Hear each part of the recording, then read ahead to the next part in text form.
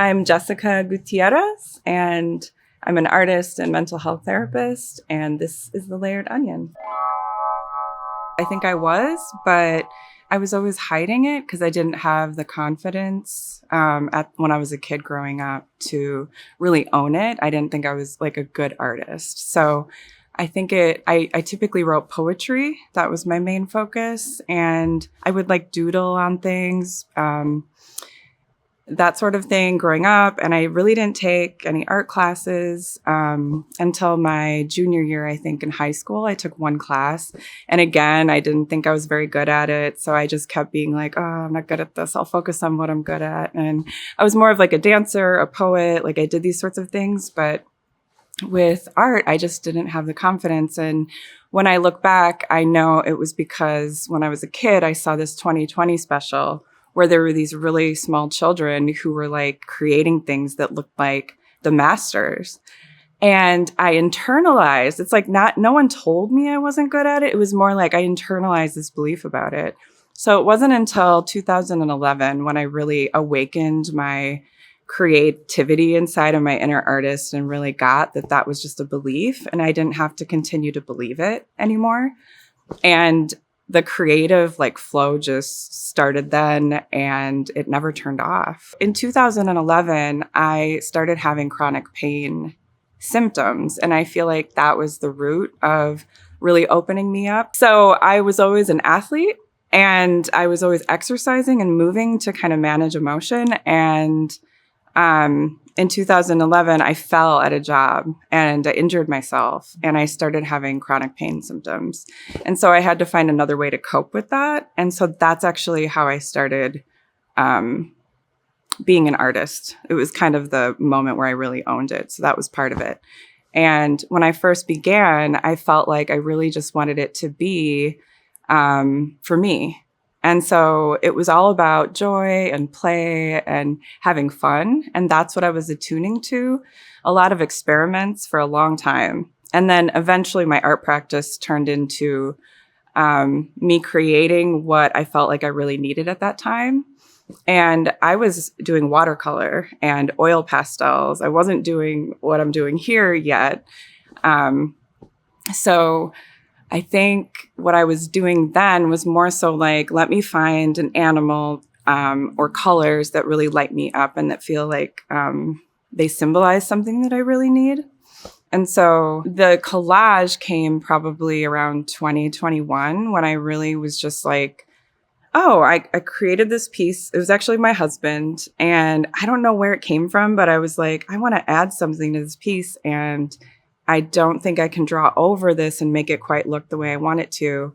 So I drew a jaguar and painted it and then cut it out and put it on. And that was just the one piece. And so that just started being an experiment that would show up randomly in my pieces. And then more recently, I applied to the Bridgework program and I started to feel this, like there's something in me that really wants to come out. And it was really about visual storytelling.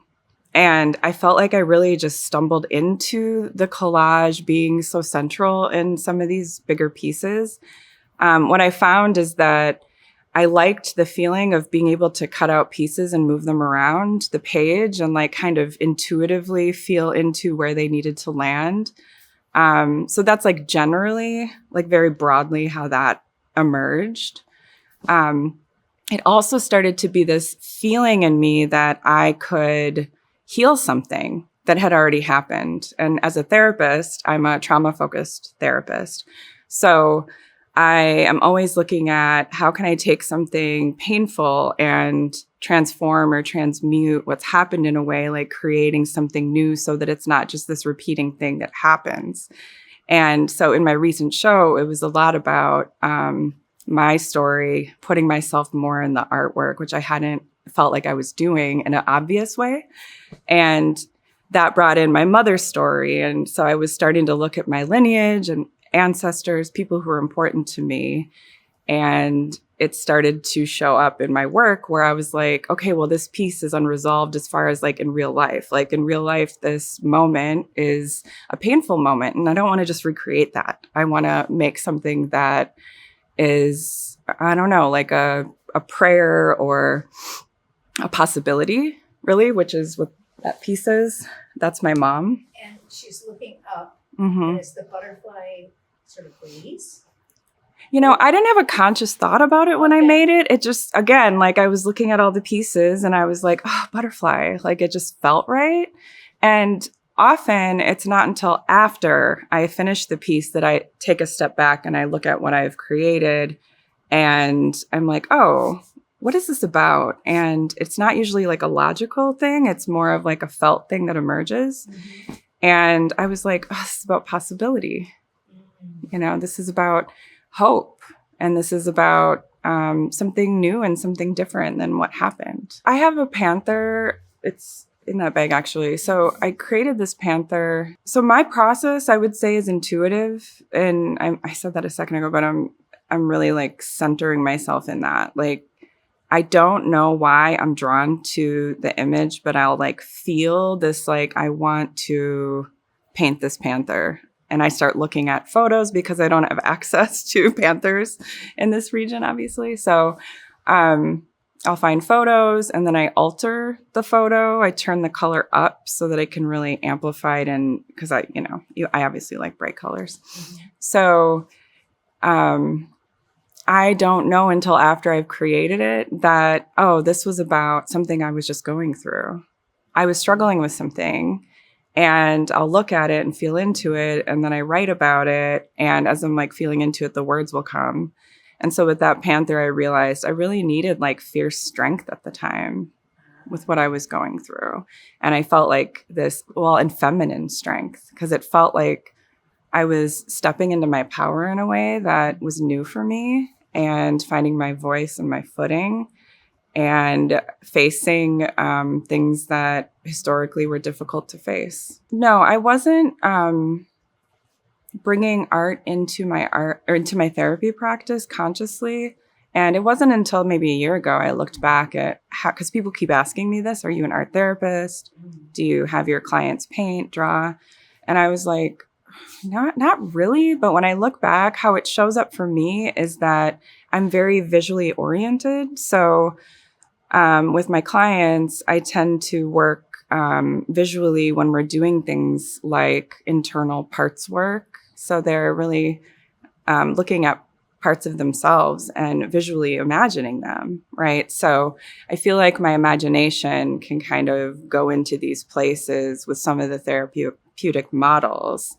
And I kind of lean toward the visual, even though it may show up in other ways, like an impulse or a sensation, or making meaning of things.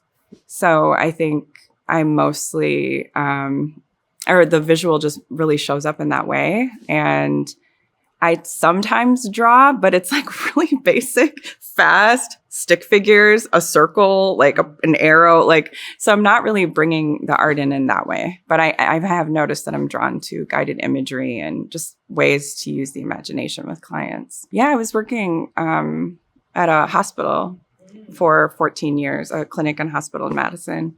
And I was at a place where, like, I always knew I wanted to be an artist. I mean, when I started 2011, around there, I knew I wanted to be an artist and a therapist. And I was working full time for 14 years at this place and other places prior.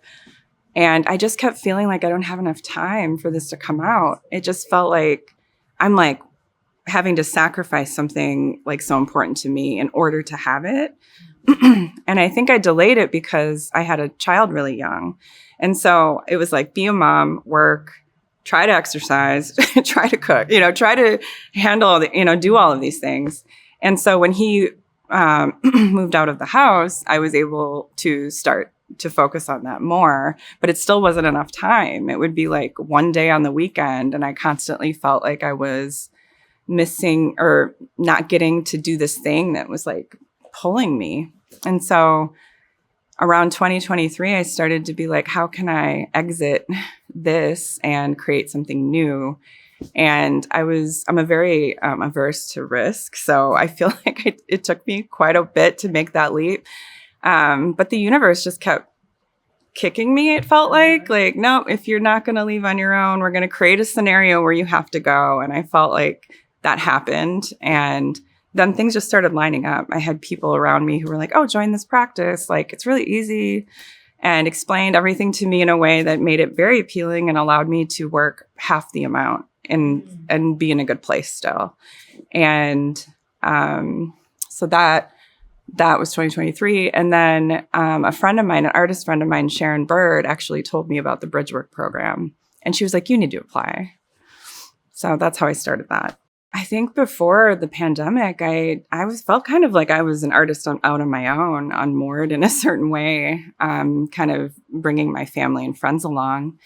And during the pandemic, someone asked me to be in this Latinx art festival. And I met all of these people, all these artists. And I just started meeting people who were really like, oh, come be in this community with us. And so that evolved from 2020, 21, around there until now. And it became this like, oh, art party was one of the reasons. Like I met Oscar at his birthday party. I didn't even know him, just happened to get invited. I show up. I met him within like 2 minutes of being there. He's like, come to art party. And so I just met this like vast network of people, and including Sharon and people like that. And then I would say that the people around me started to invite me to things, or I would invite them to things. And we really would just create or share opportunities with one another. And it always feels like we're hanging out, like, it's like technically like we're coworkers in a way. And so I love that the community allows us, like having these group shows allows us to get together and not feel like you're kind of out there on your own trying to figure it out. We support each other, teach each other, share opportunities. And that's been really beautiful to have. And then the Bridgework program was a completely different experience in the sense that like I was meeting artists who maybe went to art school or who had the skill set because of gallery experience, and they started to kind of show us, like Isis and I did this at the same time, so kind of show us this potential other avenue to expressing our artwork and fine-tuning things like artist statements and, the things you kind of have to figure out on your way. My mom is from Nicaragua, and I grew up with her. I didn't grow up with my biological father, so I align the most with my ancestry as it relates to my mom. And I would say that my mom went through a lot of things that had her not share a lot of her culture with me growing up. She kind of pushed it to the side and didn't talk about the things that happened. So part of my identity felt like a really big challenge for a really long time.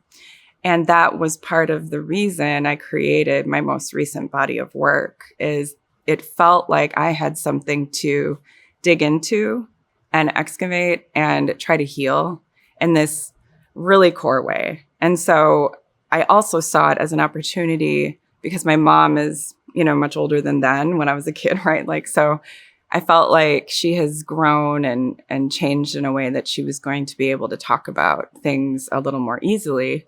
And I felt like we would have an opportunity to do something together. And also I would get to know who I am on a more deep level. And so some of the pieces that I created that I didn't bring with me today was like images of me looking in the mirror. And there's one of me seeing myself, and there's one of me kind of like, there's no reflection. And what I was really amplifying there, like communicating there, is like the journey of who am I essentially, and how do I know who I am if my family won't share these things with me, what they went through. And it was kind of this thing that I didn't even know I needed until I started looking at what is this feeling? What is this thing trying to pull me to create right now and put myself and my story more in the work. And when you're trying to put yourself in the work, you realize like you can't not put your family in the work at the same time. They kind of come in. And so that was a journey of figuring out, how do I say enough that's authentic and true without oversharing things from my history or their history that isn't my story to tell, but it involves me. And so that's been an interesting, like, figure this out thing. Because I've never been to Nicaragua. I was born here. And so finding your roots and being connected with your culture can be very difficult in that context. So it's been very meaningful to me to be so accepted and brought into the Latinx or Latina community here in Madison. And that's evolved ever since that first festival I was telling you about. And I've made some really amazing friends and found this sense of belonging. It's really beautiful. I think the poetry comes out in a prosy kind of way after I create the piece and I'm reflecting. Okay. And it shows up on Instagram. Like, that's where I end up writing it. And so usually my captions will be poetic, but not quite poetry. And every once in a while, a poem will come out. Yeah. They reached out to me out of nowhere. And it was after the show at Bridgework at the end of 2025. So maybe January. They just found, I think it was then. Yeah. They just found my website and said, we would like an artist to reimagine the Calavera skull. And are you interested? And something in me lit up. And I was like, yeah, I am. It came out in September. I think I asked them how they found me now that I'm thinking about it. And I think they found me on one of the artist directories. It might have been the Dane Arts newer artist directory, or there's another one that I'm not recalling right now, but the city of Madison has one as well. And so I think she was trying to remember too, and she couldn't name it, but it was one of those avenues. I actually am in this interesting space. I was at the art party last night talking about this. Someone had reached out to me to have a little tiny show at River Arts, like, that's coming up.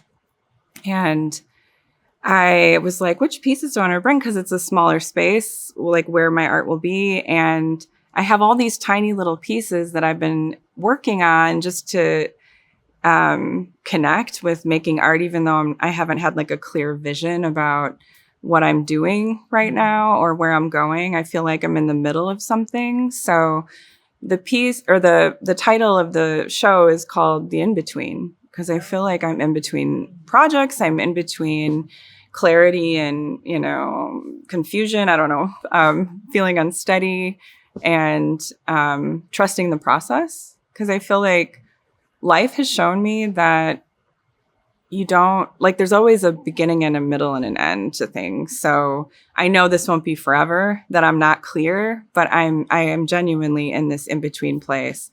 And I have to make art. Like, there's no way, like, even when I'm not feeling great or when I am feeling good, like, or when I'm clear or not, I want to make art. So I've just been painting a lot of flowers and smaller pieces and trusting that at some point I'll have more clarity, the kind of clarity I had with the show I created for the Bridgework show. Because that was just such a clear, like, I know I want to create this body of work. A part of me at the end of that was like, there's a lot more I could keep doing that would keep going with this.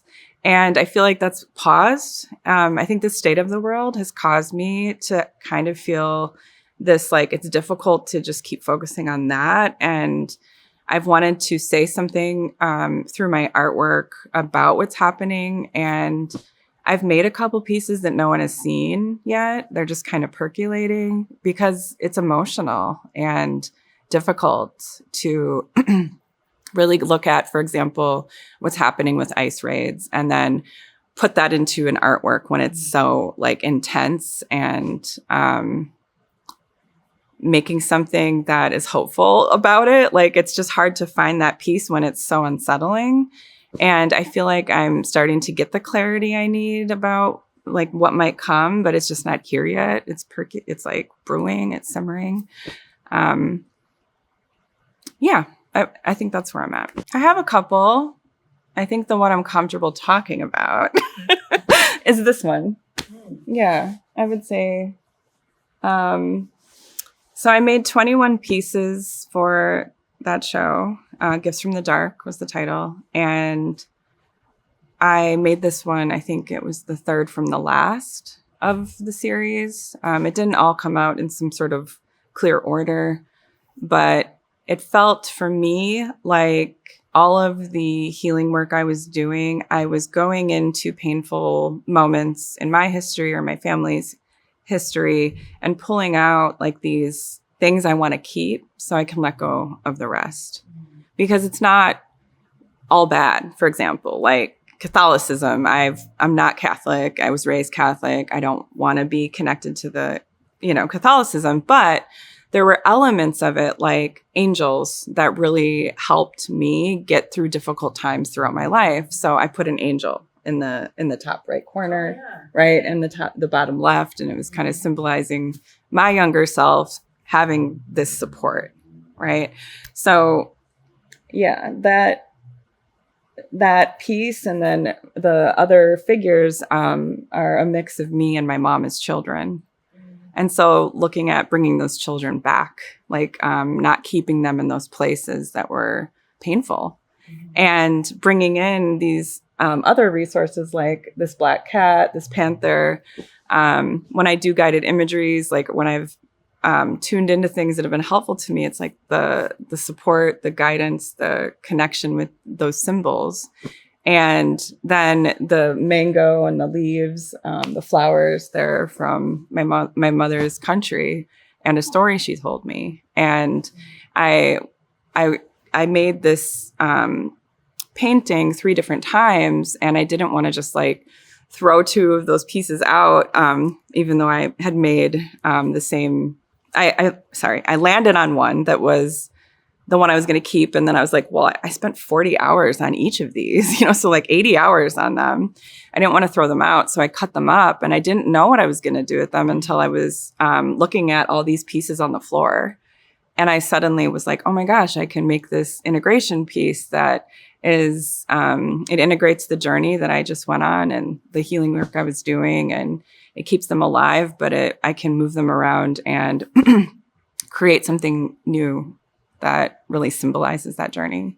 I would say that spirituality is a huge part of my practice. And part of my background is being a mental health therapist, an artist, a poet, but I'm also somebody who has been very involved in like intuitive development, energy work, metaphysics, quantum physics. Like I'm fascinated with all of that. So for me, when I sit down to create, I am connecting with whatever the creator of the universe is, the energy of the creative flow. And I feel like I'm centered in that space when I'm approaching what I'm doing.